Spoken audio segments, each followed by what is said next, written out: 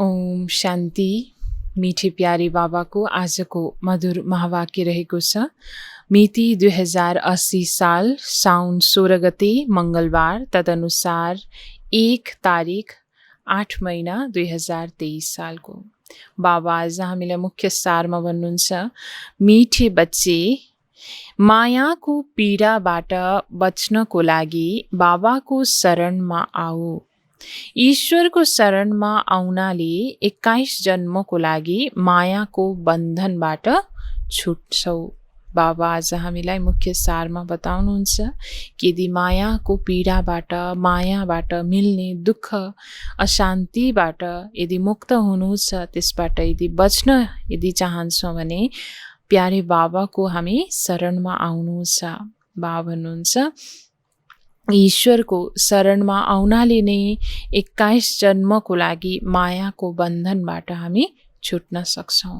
मात्र एक जन्म नभएर 21 जन्मसम्मको लागि मायाको बन्धनबाट छुट्नु छ। बाबा भन्नुहुन्छ प्रश्नमा, तिमी बच्चाहरू कुन पुरुषार्थबाट मन्दिर लायक पूजनीय बन्छौ? तिमी बच्चाहरू कुन पुरुषार्थबाट मन्दिर लायक पूजनीय बन्छौ? उत्तरमा बाबा भन्नुहुन्छ, मन्दिर लायक पूजनीय बन्नको लागि भूतहरूबाट बच्ने पुरुषार्थ गर। कहिल्यै पनि कुनै भूतको प्रवेशता नहोस्। जब कसैमा भूत देख्छौ, कसैले क्रोध गर्छ वा मोहको वश हुन्छ भने त्यसबाट किनारा हौ। स्वयंसँग पवित्र रहने प्रतिज्ञा गर, सच्चा सच्चा राखी बाँध। बाबा आज हामीलाई प्रश्न उत्तरमा बताउनुहुन्छ कि कुन पुरुषार्थबाट हामी बच्चाहरू मन्दिर लायक पूजनीय बन्न सक्छौँ। बाबा भन्नुहुन्छ उत्तरमा कि यदि मन्दिर लायक पूजनीय बन्नु छ भने विकार रूपी भूतहरूबाट बच्ने पुरुषार्थ गर्नु छ। जुन विकारहरू रहेको छ, जस कारणले गर्दा नै हामी आत्मा पतित बन्छौँ, मन्दिर लायक हामी बन्न सकिरहेको छैनौँ भने बाबा भन्नुहुन्छ, यदि मन्दिर लायक बन्न चाहन्छौँ भने यो भूतहरूबाट बच्नु जरुरी छ। कहिल्यै पनि कुनै भूतको प्रवेशता हामीमा नहोस्। विकारको कुनै पनि भूतको प्रवेशता हामीमा हुनु छैन। बाबा भन्नुहुन्छ, कसैमा कुनै भूत यदि देख्छौ, कुनै कामको वा लोभको, मोहको भूत यदि देख्छौ भने पनि त्यसबाट किनारा हुनु छ। स्वयंसँग पवित्र रहने, स्वयंले नै प्रतिज्ञा गर्नु छ, सच्चा सच्चा राखी बाँध्नु छ। गीत छ, तुम्हारे बुलाने को जी चाहता है। ओम शान्ति। भक्तले सदैव भगवानलाई बोलाउँछन्। भगवानलाई परम पिता भनिन्छ। भन्छन्, हे पतित पावन परमपिता परमात्मा, आएर हामी बच्चाहरूलाई पावन बनाउनुहोस्। त्यसैले सबै पतित ठहरिए, किनकि रावणको राज्य हो। 5 विकार सर्वव्यापी छन्।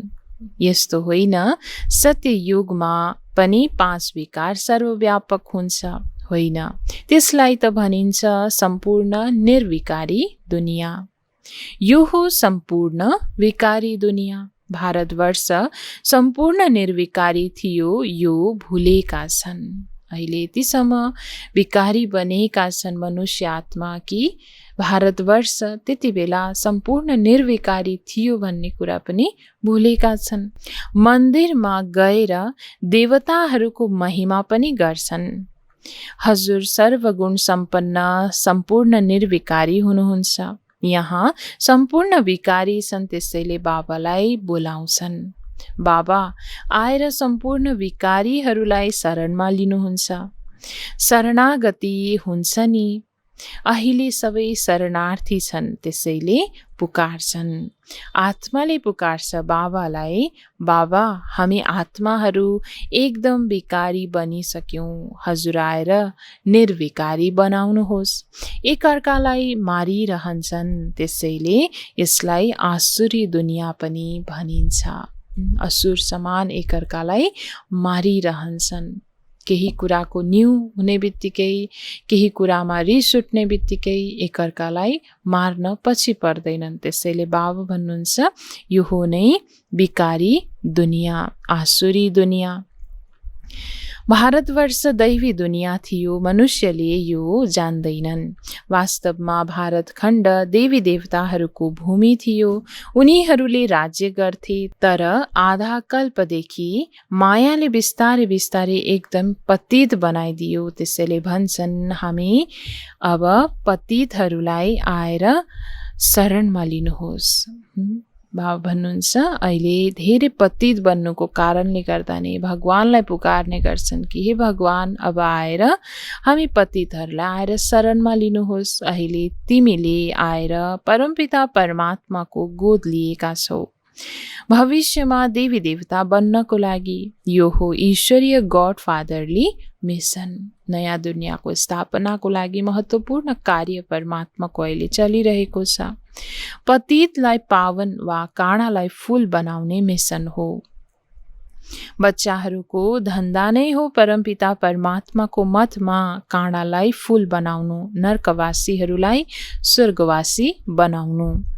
तिमीहरूले भन्छौ ओ गॉड फादर, त्यसैले अवश्य तिमीहरूले उहाँलाई जान्दछौ नि।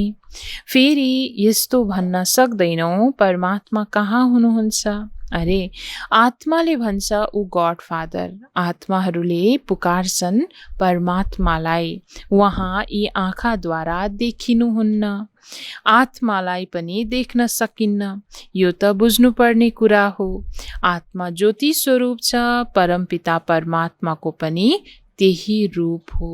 सूक्ष्म ज्योतिर्स्वरूप हाम्रो आत्माको पनि स्वरूप रहेको छ भने परमात्माको पनि त्यही रूप हो। बाबा भन्नुहुन्छ तिमी आत्माले एक चोला छोडेर अर्को लिन्छौ। तिमी आत्मा विनाशी छौ, शरीर विनाशी छ। आत्माले शरीर छोड्छ। भन्छन् तिम्रो पिता मरे पनि आत्मा मर्दैन। आत्मालाई बोलाउँछन्। यो कुरा तिमीले अहिले जान्दछौ। बाँकी सारा दुनियाँका मनुष्यले बाबालाई चिनेका छैनन्, त्यसैले आपसमा लडाईँ झगडा गरिरहन्छन्। परमपिता परमात्मासँगको त्यो सच्चा नाता नभएको कारणले गर्दा, त्यो भुल्नुको कारणले गर्दा एक आपस आत्मामा पनि त्यो सच्चा स्नेह प्रेम नभएको कारण लडाईँ झगडा गरिरहन्छन्। अब मिसाइलबाट के गर्छन् थाहा छैन। यिनीहरूलाई भनिन्छ असुरहरू। बाबा भन्नुहुन्छ मैले कुनै यस्तो सृष्टि कहाँ रच्छु। बाबाले त स्वर्ग रच्नुहुन्छ, स्वर्गको मालिक बनाउनुहुन्छ। त्यसैले अवश्य बाबा आउनु पर्छ नि। नर्कको अन्त्य र स्वर्गको स्थापना गर्न बाबा आउनुपर्छ। बाबा भन्नुहुन्छ प्यारा बच्चाहरू, म आएको छु। जो पतित दुखी भएका छन् उनलाई सदा सुखी बनाउन। त्यसैले त्यहाँ कसैले यस्तो भन्दैनन् पतित पावन आउनुहोस् वा ओ गॉड फादर दया गर्नुहोस्। यसरी कहिल्यै बोलाउँदैनन्, किनकि यहाँ हुन्छन् नै सुखी। दुःखमा सबैले याद गर्छन्, आत्माले नै याद गर्छ। शरीरको साथमा सुख दुःख हुन्छ। शरीर छैन भने आत्मा सुख दुःखबाट अलग हुन्छ। बाबा भन्नुहुन्छ म यिनमा प्रवेश गरेर यिनको नाम ब्रह्मा राख्छु। कैयौँले त राम्ररी बुझ्छन्, कसैले बुझ्दैनन्। यसबाट सम्झिन्छ कि यो पावन दुनियाँमा जान लायक छैन, त्यसैले श्रीमतमा चल्दैन। यो हो नै आसुरी रावण सम्प्रदाय। बाबा भन्नुहुन्छ रावणलाई हर वर्ष जलाउँछन्, यो निशानी हो। हरेक वर्ष राखी पनि बाँध्छन्, किनकि पवित्र रहँदैनन्। राखी बाँध्छन् फेरि पनि अपवित्र बन्छन्, त्यसैले वर्ष वर्ष राखी बाँध्छन्। राखी हो पवित्रताको निशानी। पवित्र रहने प्रतिज्ञा गरून् भनेर भिकारीहरूलाई राखी पठाइन्छ। पवित्र बन्नाले 21 जन्म राज्य भाग्य पाउनेछौ। बाबा भन्नुहुन्छ, म नै आएर तिमी सबैलाई पूज्य बनाउँछु। अहिले तिमी पुजारी छौ। देवताहरूको ढुङ्गा माटोको पूजा गर्दै धक्का खाइरहन्छौ। मैले तिमीहरूलाई यी धक्काबाट छुटाएर पूज्य सो लक्ष्मी नारायण बनाउँछु। बाबाले हामी बच्चाहरूलाई यसरी पतितपनाबाट यो धक्काहरूबाट छुटाएर पूज्य सो लक्ष्मी नारायण बनाउनुहुन्छ। तिमीहरू यहाँ आएका छौ नै नरबाट नारायण बन्नको लागि। आधा कल्प मायाबाट पीडित भएका छौ। अहिले तिमीले आएर शरण लिएका छौ परमपिता परमात्माको। मम्माले पनि शरण लिएकी छिन्। यी बाबाले पनि शरण लिएका छन् शिव बाबाको। स्वयं ब्रह्मा बाबाले पनि शरण लिनुभयो शिव बाबाको। उहाँको त आफ्नो शरीर छैन, उहाँको नाम नै हो शिव। शिव बाबाको नाम कहिल्यै परिवर्तन हुँदैन। मनुष्य आत्माको नाम परिवर्तन भइरहन्छ। 84 वटा नाम मिल्छन्। यी कुरालाई मनुष्यले जान्दैनन्। 84 जन्म पनि भन्छन्, तर 84 जन्म कसले लिन्छन् यो कसैले जान्दैनन्। जो देवी देवताहरू थिए तिनैले 84 जन्म लिन्छन्। यो हो बेहदको ड्रामा। यसलाई मनुष्यले नै त जान्नुपर्छ। बाबा भन्नुहुन्छ, तिमीहरूलाई थाहा छ गड फादर स्वर्गका रचयिता हुनुहुन्छ, त्यसैले अवश्य स्वर्गको वर्षा मिल्नुपर्छ। सृष्टि स्वर्ग थियो, त्यो वर्षा फेरि माया रावणले छिन्यो। अब फेरि मायामाथि विजय प्राप्त गर्नु छ। माया जित जगत जित। बाबा भन्नुहुन्छ, जो मायामाथि जित प्राप्त गर्छ उसले नै जगतलाई जित्न सक्छ, अर्थात् जगत जित बन्छ। रावणसँग हार खायो अनि असुर बन्यो। अब देवता बन्नु छ। काँडालाई कोपिला, कोपिलालाई फूल बनाउनु छ।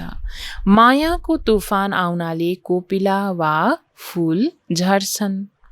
माता पिताका बनेर फेरि छोडिदिन्छन्। यो बुझ्नुपर्ने कुरा हो। तिथि मिति सहित प्रमाण दिएर सम्झाइन्छ, यो मनुष्य सृष्टिको उल्टो वृक्ष हो। बीज माथि छ, तब त ओ गड फादर भनेर याद गर्छन् नि। यो ज्ञान धेरै गहन छ बुझ्नको लागि। बाबा भन्नुहुन्छ, यो ज्ञान अति सहज त छ, तर गहन पनि छ बुझ्नको लागि। तिमी बच्चाहरूलाई थाहा छ, सबै आत्माहरूका जो बाबा हुनुहुन्छ उहाँलाई नै याद गर्छन्। हामी भाइ भाइ हौँ, सबैलाई बाबाबाट वर्षा मिल्नुपर्छ। यसलाई ब्रदरहुड भनिन्छ। यसलाई नै भनिन्छ भाइचारा। तिमीहरू हौ भाइ भाइ, वर्षा मिल्नुपर्छ बाबाबाट। बाबाले सबैलाई सुख शान्तिको वर्षा दिनुहुन्छ। बाबा आएर शिक्षकको रूपमा पढाउनुहुन्छ, फेरि सद्गुरु बनेर साथमा लिएर जानुहुन्छ। सत्य एउटै गड फादरलाई भनिन्छ। त्यसैले सत्य एकै पिता परमात्मालाई भनिन्छ, जसले सत्य कथा हामीलाई सुनाएर सत्य युगको लागि लायक बनाउँदै हुनुहुन्छ। यो हो उहाँको सत्सङ्ग। सतको सँगले तार्छ। अब विनाश हुनु छ। सबै शान्तिधाम सुखधाममा जानु छ। भनिन्छ नैया मेरी पार लगाऊ। हामी विषय सागरमा डुबेका छौँ। त्यसैले बाबा आउनुपर्छ शान्तिधाम सुखधाममा लैजान। आधा कल्प छ सुखधाम, आधा कल्प छ दुःखधाम। यो दुनियाँ एकदम पतित भोगी भइसकेको छ। योगी भनिँदैन। सत्ययुग त्रेतालाई भनिन्छ योगेश्वरको राज्य। कृष्णलाई योगेश्वर भनिन्छ। ईश्वरको साथ योग लगाएर पद पाउनु छ। त्यो पद तिमीले पाउँदैछौ। जुन पद स्वयं कृष्णले प्राप्त गरेका थिए र गर्दैछन्, फेरि पनि त्यही पद बाबाले हामी बच्चाहरूलाई पनि दिँदै हुनुहुन्छ। त्यसको हकदार बाबा बनाउनुहुन्छ। बाबाले कति राम्ररी सम्झाउनुहुन्छ, सम्झाउनेवाला हुनुहुन्छ ज्ञानका सागर। मनुष्य ज्ञान सागर हुँदैनन्। यिनले अर्थात् ब्रह्मा बाबाले आफूलाई ज्ञान सागर भन्दैनन्। तिमी अहिले मास्टर ज्ञान सागर बनिरहेका छौ। कोही पनि मनुष्य आत्मा ज्ञान सागर बन्न सक्दैन, किनकि ज्ञान सागर त एकै पिता परमात्मा हुनुहुन्छ। हामीले जब उहाँबाट ज्ञान प्राप्त गर्छौँ र अन्य आत्माहरूलाई दिन्छौँ भने पनि बाबा हामी बच्चाहरूलाई टाइटल दिनुहुन्छ मास्टर ज्ञान सागरको। त ब्रह्मा बाबा सहित हामी ब्राह्मण आत्माहरू पनि हौँ मास्टर ज्ञान सागर। ज्ञान सागरबाट सारा ज्ञान लिन्छौँ। जसरी शिक्षकद्वारा विद्यार्थीहरूले वेरिस्टरीको ज्ञान हप गर्छन्, फेरि वेरिस्टर बन्छन्। तिमीले सारा ज्ञान सागरलाई हप गर्छौ। जब सारा ज्ञान आउँछ तब फेरि तिमीले प्रारब्ध पाउनेछौ। बाबा निर्वाण धाम जानुहुन्छ। तिमी बच्चाहरूले नम्बरवार पुरुषार्थ अनुसार वर्षा लिन्छौ। यस ज्ञानद्वारा तिमी सदा सुखी देवी देवता बन्छौ। अहिले तिमी ईश्वरको शरणमा आउँछौ। बाबाले तिमीलाई 21 जन्म मायाको बन्धनबाट छुटाउनुहुन्छ। बाबाले कति सहजै सम्झाउनुहुन्छ। पारस बुद्धि बन्नेवाला जो छन् उनीहरू नै बन्ने छन्। जो कल्प पहिले बनेका थिए, बाबा भन्नुहुन्छ उनीहरू नै यो कल्प पनि बन्ने छन्। त्यही अनुसार पुरुषार्थ पनि अवश्य गर्नेछन्। तिमीले सम्झन्छौ हामीले बाबाबाट कल्प कल्प वर्षा लिन्छौँ। मायाले छिन्छ, फेरि म आएर तिमीलाई सुख शान्तिको वर्षा दिन्छु। रावणले दुःखको वर्षा दिन्छ, रामले सुखको वर्षा दिनुहुन्छ। कति जन्म कति समय दुःख र सुखको वर्षा मिल्छ, त्यो पनि सबै तिमीलाई बताउँछु। बाबा भन्नुहुन्छ केवल म बाबालाई याद गर। म आत्मा परमपिता परमात्माको बच्चा हुँ। बाबालाई याद गरिरह्यो भने तिम्रो विकर्म विनाश हुन्छ। तिमी विकर्माजित राजा बन्छौ। विकर्माजित राजाको सम्मत 1बाट सुरु हुन्छ, फेरि विक्रम सम्मत 2500 वर्षपछि सुरु हुन्छ। विकर्माजित र विक्रम 2 सम्मत छन्। विक्रमको सम्मतलाई सबैले जान्दछन्, विकर्माजितको सम्मत भुलिसकेका छन्। यो हो पढाइ। त बाबाले यो बेहदको पढाइमा हामी बच्चाहरूलाई सबै ज्ञान दिनुहुन्छ, सबै यो समझ दिँदै हुनुहुन्छ। हेर मुरलीले पनि कति यात्रा गर्छ, नत्र गोप गोपीहरूलाई मुरली कसरी पुग्छ। टेप रेकर्डहरू पनि जान्छन्। सबै सेन्टरले टेप सुनिरहनेछन्। यो मुरली वन्डरफुल छ। बाबाको यो महावाक्य पहिले पहिले हैन अनेक पोस्टबाट आउने गर्थ्यो, हुलाकले ल्याउने गर्थे भने यसरी टेपबाट पनि सुनिने थियो। त त्यस्तै अहिले त सहजै हामीलाई प्राप्त हुन्छ नेटको माध्यमद्वारा भने। बाबा भन्छ यो मुरली वन्डरफुल छ। यसको लागि नै गाइन्छ, गोपिनीहरू व्याकुल हुन्थे। बाबा भन्नुहुन्छ म त आउँछु नै पतित दुनियाँमा। सत्य युगमा देवताहरूलाई अपार सुख हुन्छ। यति सुख कसैले पाउन सक्दैन। हीरा जोहारतको महलमा रहन्छन्। यहाँ त सुन कति महँगो छ। त्यहाँ त तिमीले सुनका इँटाका महल बनाउनेछौ, फेरि त्यसमा हीरा जडित हुन्छ। बाबाले बच्चाहरूलाई केबाट के बनाइदिनुहुन्छ। बाबाले हामी बच्चाहरूलाई केबाट के बनाइदिनुहुन्छ। कहाँ थियो हामी, कुन अवस्थामा थियौँ भने अहिले बाबाले हामीलाई कति उच्च बनाइरहनु भएको छ। केवल पवित्र रहने प्रतिज्ञा गर्नु छ। क्रोधको भूत हुनु हुँदैन। एक त काम वासनाबाट मुक्त, साथसाथै बाबा भन्नुहुन्छ क्रोधको पनि भूत हुनु हुँदैन। बुझिन्छ यिनमा भूतको प्रवेशता छ, यिनलाई किनारा लगाइदियो। धेरै छन् जसको अहिलेसम्म मोह नष्ट भएको छैन। मित्र सम्बन्धीहरूसँग मोह रहिरहन्छ भने बाबा भन्नुहुन्छ सच्चा नष्ट मोह बन्न सकिँदैन। जसरी बाँदरनीको मोह हुन्छ नि, त्यसै गरी बच्चाहरू आदिमा मोह अड्किन्छ। बाँदरमा सबैभन्दा धेरै विकार हुन्छ। तिमीलाई अब बाँदरबाट मन्दिर लायक बनाइरहनु भएको छ। रक्षाबन्धनको रहस्य पनि सम्झाइएको छ। नजिक आइरहेको राखी पर्व, रक्षाबन्धन जब हामी बाँध्ने गर्छौँ भने यसको बाबा भन्नुहुन्छ रहस्य पनि बाबाले सम्झाउनु भएको छ। राखी बाँध्ने कुरा होइन, यसमा त बाबासँग प्रतिज्ञा गरिन्छ। स्थूल रूपमा सानो धागो भए तापनि बाबा भन्नुहुन्छ सूक्ष्म रूपमा हामीले विशाल बुद्धि बनाएर त्यो प्रतिज्ञा बाबासँग गर्नु छ, पवित्र रहने। मीठा बाबा, बेहदका बाबा, आधा कल्प हामी भक्तहरूले हजुरलाई याद गर्यौं। हजुर अहिले आउनु भएको छ वैकुण्ठको मालिक बनाउन, त्यसैले हामी हजुरका सहयोगी बन्छौँ। हामीले प्रतिज्ञा गर्छौँ हामी कहिल्यै अपवित्र बन्ने छैनौँ, पवित्र बनेर विश्वलाई पवित्र बनाउनेछौँ। त यो बेहदको प्रतिज्ञा पनि बाबा हामीलाई सिकाउनुहुन्छ, जुन हामीले हर वर्ष बाबासँग गर्नेछौँ। बाबालाई यो प्रतिज्ञा राख्नेछौँ, साथै बाबालाई पुरा गरेर पनि देखाउनेछौँ। कति सहज कुरा छ। अच्छा मीठे मीठे सिक्किलदे बच्चाहरूप्रति माता पिता बाप दादाको याद प्यार एवं गुड मर्निङ। रुहानी बाबाको रुहानी बच्चाहरूलाई नमस्ते, रुहानी बच्चाहरूको रुहानी बाबालाई गुड मर्निङ, नमस्ते बाबा, नमस्ते। त धारणाको लागि मुख्य सारमा बाबा भन्नुहुन्छ 1 नम्बरमा श्रीमतमा पतित मनुष्यहरूलाई पावन देवता बनाउने सेवा गर्नु छ। मनुष्यहरूलाई पावन देवता बनाउने सेवा गर्नु छ।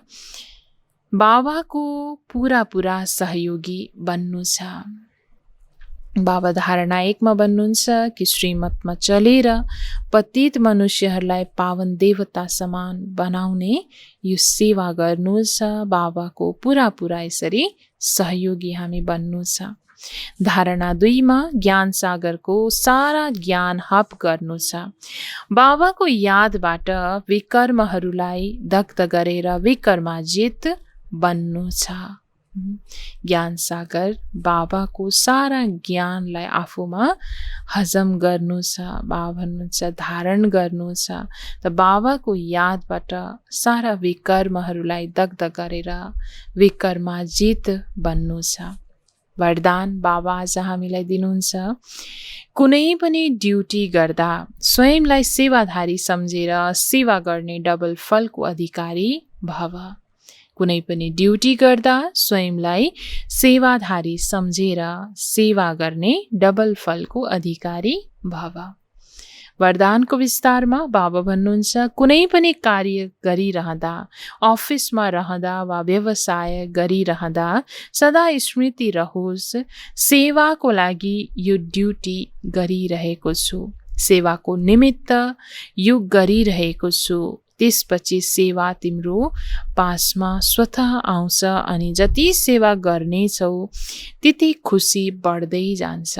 भविष्यमा त जम्मा हुन्छ नै, तर प्रत्यक्ष फल खुसी पनि मिल्छ। यसरी डबल फलको अधिकारी बन्छौ।